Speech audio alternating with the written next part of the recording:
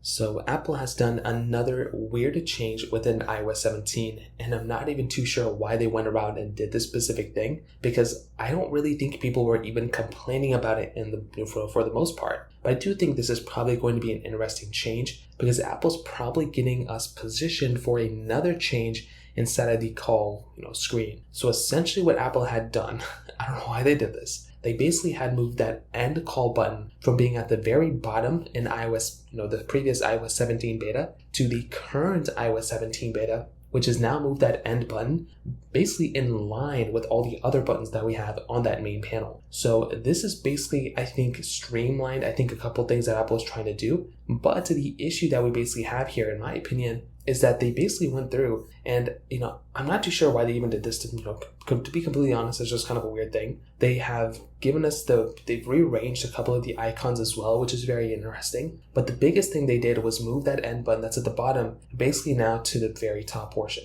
Now, the reason why they did this, first of all, for the most part, is because I think they want to make that, call screen a little bit better looking. So they can now move that specific call icon all the way to the bottom. So then I think because of the way iOS 17 is kind of highlighted, like call screen and everything like that, and like the custom contacts and the sharing of the contacts and everything like that, they really want to make it, I think, a little bit more like a social media thing. I don't even know what they're trying to do. But because of that, they're wanting to go ahead and essentially change and move all the, icons from the call screen all the way to the bottom. And that way they can basically go through and essentially, I think, give us a little bit of a better access for those, screen, for the call screen and whatnot. I don't really think this is the smartest move as of right now, but if what I think Apple is trying to do is create some sort of like social media network kind of thing, I think what they're trying to do is kind of position us a little bit better into getting into that type of situation. So I think what they're trying to do here is move these icons down,